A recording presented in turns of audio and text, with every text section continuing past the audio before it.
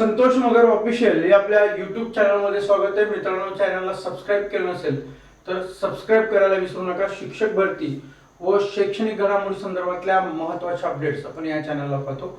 मी दुपारी एक व्हिडिओ टाकला होता, तो होता 55-60च्या संदर्भामधला. मला वाटतंय अनेक जणांनी तो व्हिडिओ बघितला असेल.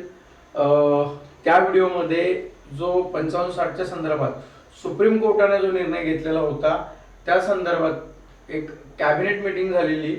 आता कॅबिनेट मीटिंग मध्ये 55-60चाच विषय ठेवला असं नाहीये, तर त्यामध्ये खुल्या प्रवर्गातील उमेदवारांना किंवा आरक्षित वर्गातील जे उमेदवार आहेत त्या संदर्भामधला एक शासन निर्णय घेण्यात आलेला आहे.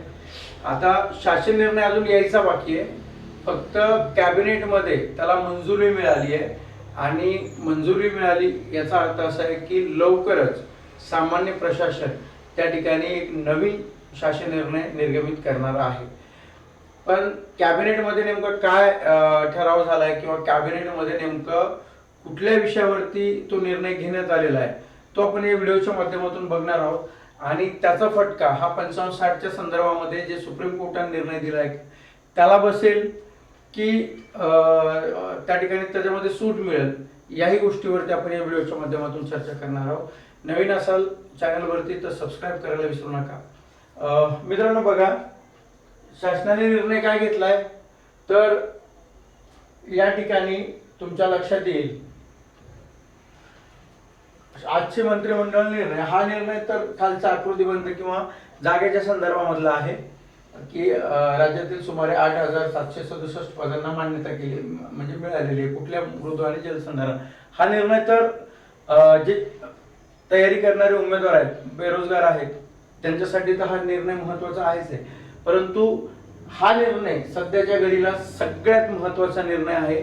आणि या निर्णयावरती महाराष्ट्रातील विविध संवर्गातील म्हणजे खुल्या प्रवर्गाचा त्या ठिकाणची त्यांची भूमिका वेगळी आहे, आरक्षित प्रवर्गातील उमेदवारांची भूमिका वेगळी आहे.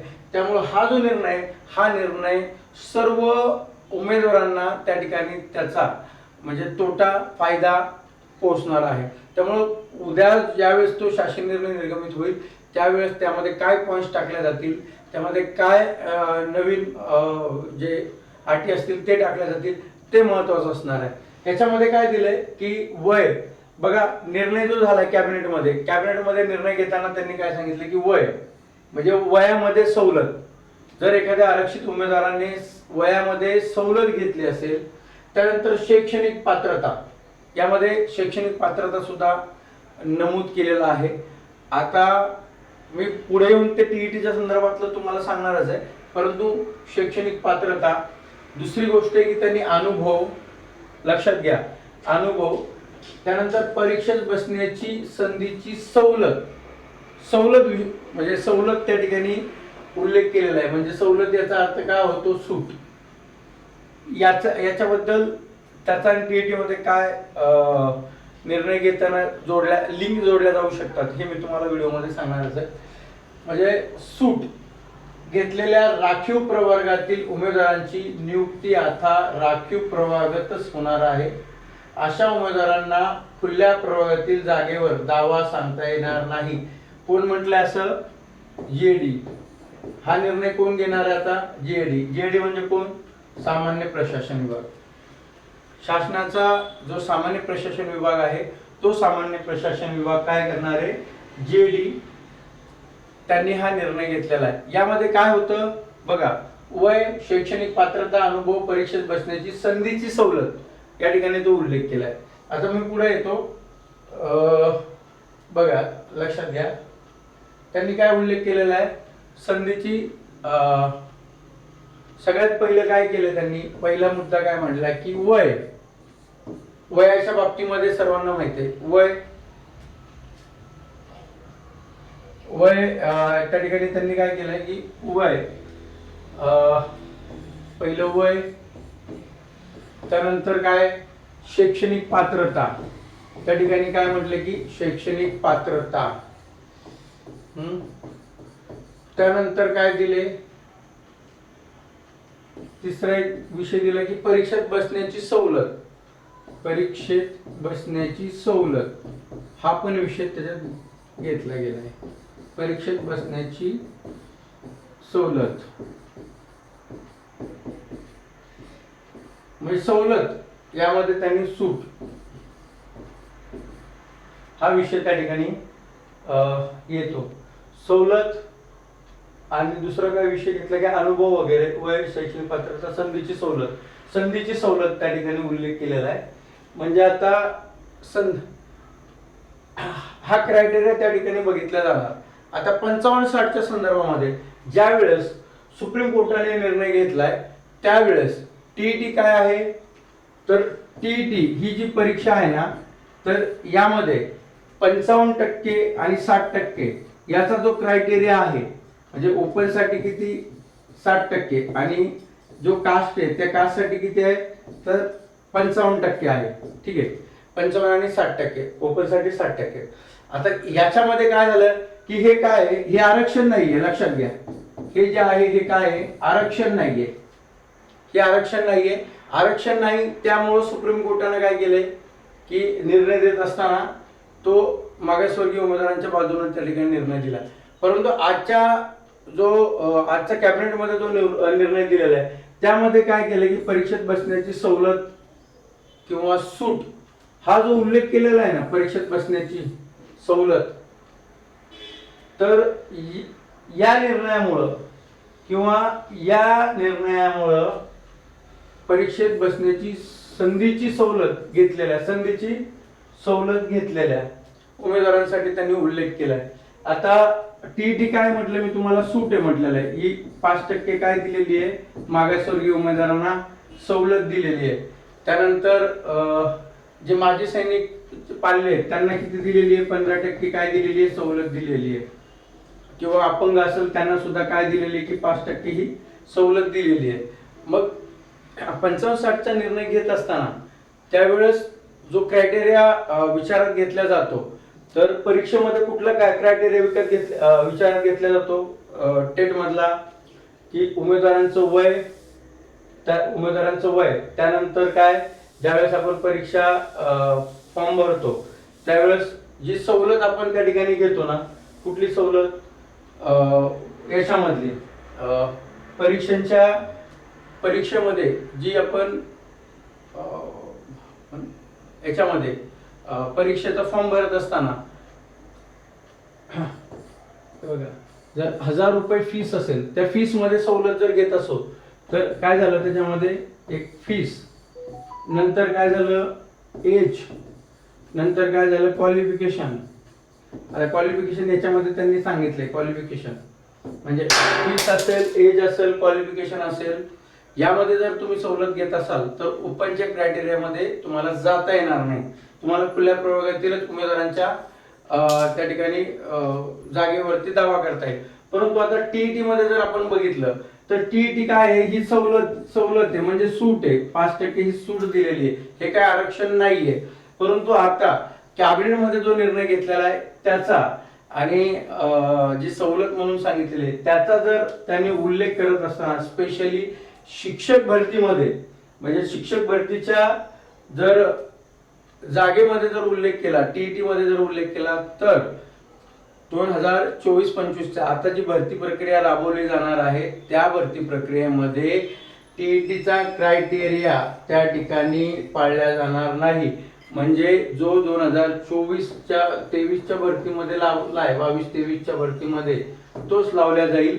आणि आरक्षित प्रवर्गाचा उमेदवार जरी तो मेरिट क्रॉस करत असेल खुल्या प्रवर्गाचा, तरी सुद्धा त्याला काय करणार, आरक्षित प्रवर्गावरती त्या ठिकाणी ते त्याला दाखवणार.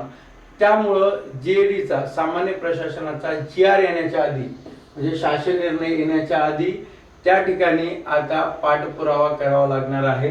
कारण लक्षात घ्या, शिक्षक भरती कोणाच्या नियमाने चालते, शिक्षक भरतीचे रूल्स वेगळे आहेत, ते एनसीटीच्या नियमानुसार चालते. त्यामुळं ते जे रूल्स आहेत किंवा जी टीईटीची सवलत आहे, ही टीईटीची सवलत कोणी दिलेली आहे, ही एनसीटीने दिलेली आहे. ही सर्व राज्यांना सवलत मिळालेली आहे. आणि त्यामध्ये प्रत्येक राज्य हे आपल्या हिशोबाने किंवा आपल्या मर्जीने तो काय करू शकतो, त्या टीईटीच्या परीक्षेत सवलत देऊ शकतो.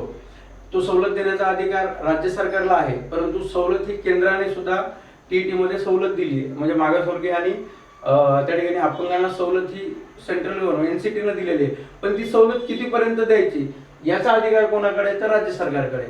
तो राज्य सरकार त्या ठिकाणी ते देऊ शकतात.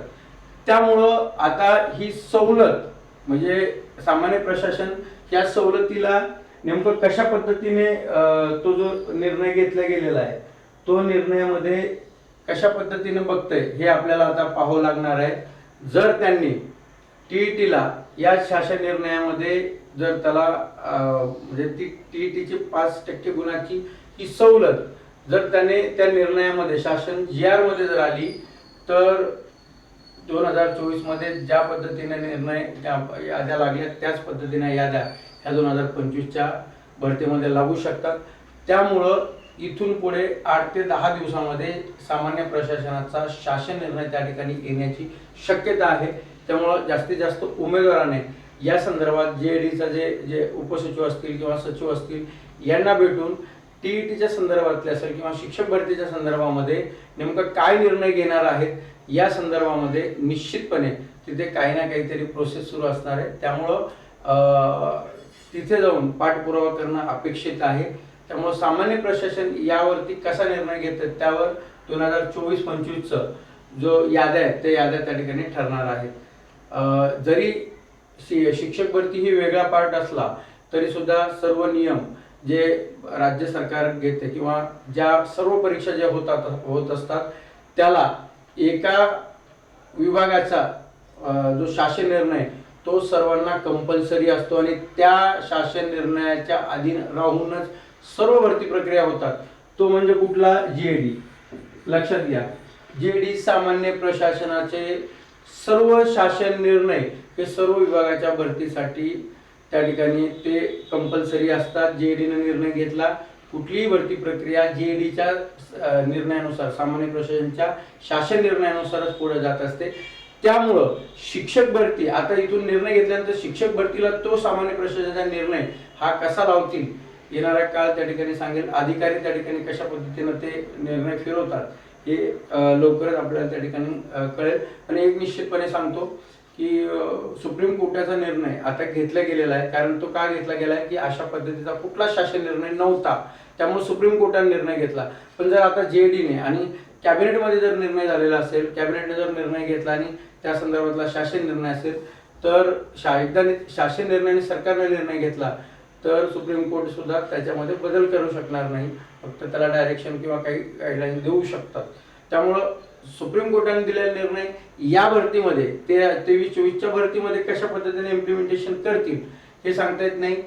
त्या ठिकाणी तो पाठपुरावा तुम्हाला करावा लागेल कारण तो निर्णय त्या भरतीसाठी लागू राहील.